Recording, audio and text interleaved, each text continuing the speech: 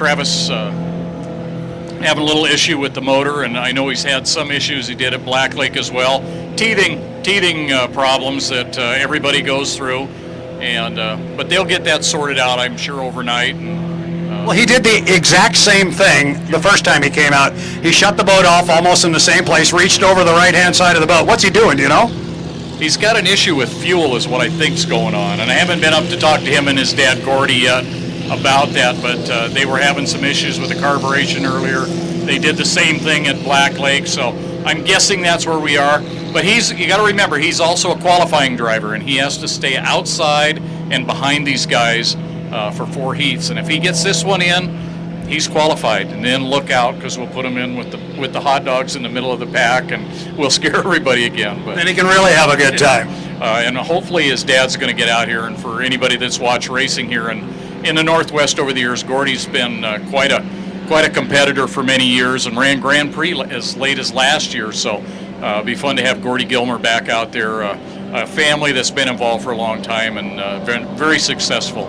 So, and we got everybody lined up right now. We've got that's Ron Morrison in one of Ron Jones's first boats. One of his dad's designs. Tiger II was restored by a fella down in Oregon. And talking with Ron yesterday, there is virtually nothing in that boat that's original. The nice thing about it is they did keep some wood from the original boat, and the motor is from the original boat. So from that standpoint, that is a restoration. And I know for a lot of people, they go, how can that be a restoration? Well, that's the way our rules read. You have to have at least 10% hardware, motor, things like that to call it a restoration. And 10%. At least 10%. And Kiwi, the yellow boat in the middle, is actually from Australia. And as I know you've said in the past, Brad, if you could understand half of what Kiwi said, it would even be more fun. But now I made the mistake once of saying he was from Australia. No, he's from New Zealand. You better get that right, because he will have words with you when he comes back. No, he won't, because he gets in trouble if he does. But he's been a good competitor. His first competition was, I shouldn't say competition, his first exhibition was here about 4 years ago, and he got in trouble that day. He came on the course too early, and I think he drove through the DMZ that day. So he got baptism by fire, had to go get the talking to, and Doug Whitley was our region rep at the time. In fact, Doug is our referee for Vintage today. Doug was also our national chairman for about a year and a half, taking over from Tom Bertolini. Did a great job, has done an awful lot here in the Northwest to help us get this going and push it forward.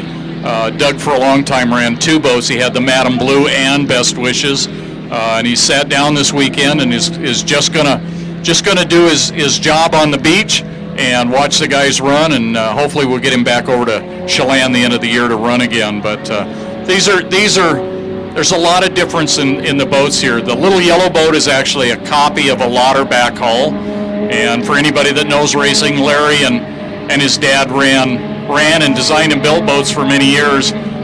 Doesn't quite run like some of the Lauterbachs, but he also doesn't have the motor. But and then we have a Kelson is the green boat. And that's Ed Kelson and one of his dad's boats from back in the 70s. It's a little 145 hydro. So we've got all kinds of power out there. We've got Falcons. We've got Flathead. We've got there's a closed circuit or closed cooling system Honda in the little yellow boat. We got all kinds of things out there. They all sound a little different, but they all run very well. And you mentioned a Flathead. You got a Flathead Ford on the Tiger II, is that right? That's right. That was the original motor that was in that boat, and they were able to save it. They've had to rebuild it a couple times. They've had some issues, but Ron is out there, and I think it's Ron is out there right now, and hopefully tomorrow his daughter Jill will be out there running. Is Jill okay? Brad, see, I'm colorblind, so you got to tell me the color of the driving suit. If it's teal and not black, then it's her. Well, it's Jill then. Okay. And my apologies. I'll hear about it. Well, there's 2. Jill will let me know. Oh no, they're good at that. These guys, we banter back and forth, and I give them a bad time, and they really like to haze me, and that's good. We have fun. But Jill is just in the process of getting requalified herself. She ran in this class, the 145 class back in the day, and pretty good driver. So it's fun to have them out there. It's a great family, just like, we've got so many families out here. We got Gilmers, we got Kelsons, with Leaches, or there's just tons of families that are involved. And one of the families that's here this weekend, although they don't have the boat, is the Parker family, and they'll be back out as soon as they get the motor back in the boat with one of the early Calypso boats. As you see, we've got one of the Calypsos here out in front, and that's a little bit later, but just part of the Calypso generation and everything. So we got a lot of history here.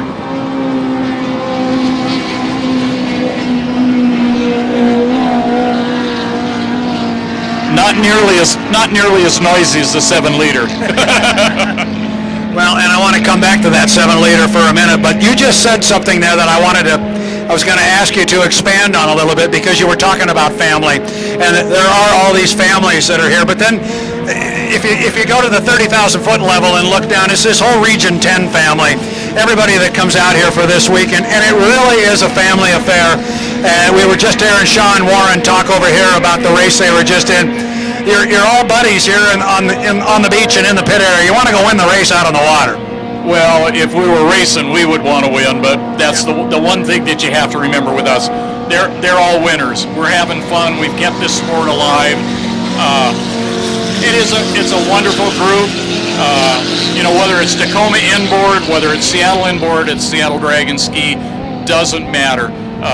Yeah, we have our moments, and we'll get testy with one another, but it is family. We're all here for the same reason. That's because we love these boats. We want the competition. We want the atmosphere that comes as you're going to go have a beer tonight and sit and relax with these guys. That's what it's about. We've got to make it friendly for the families, because without the families, we're not going to do it. And so we're very lucky here. And that's one of the things that a lot of people would not realize. Region 10 is one of the 2 strongest regions in the entire country.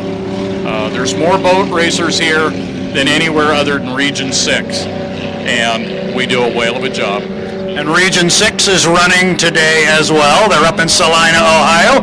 My broadcast partner, Jeff Ayler, has been sending me texts all day long. He's calling them there, I'm calling them here. And Jeff's a great guy, too. I can't wait to get to Spanaway a few weeks from now. As we did a couple of years ago, I was able to go up with Jeff on the tower and talk. And, it's fun.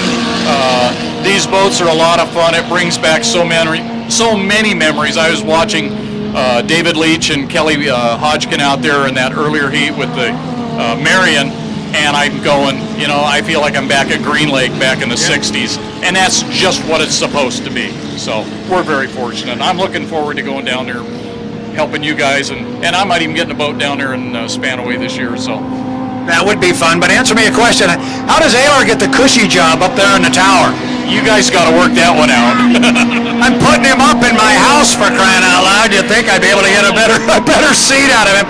But I want to go back a little bit to what we were talking about when the big guys are running, when the Vintage 3 class was out right before the break.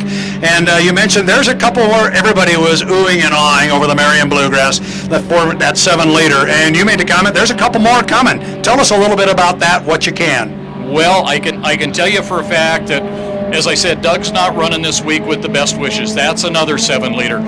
Doug Brow had hoped to be here with the Vitamilk, which was his dad, Bill Brow's 7-liter back in the day, and they had some issues with the fuel system.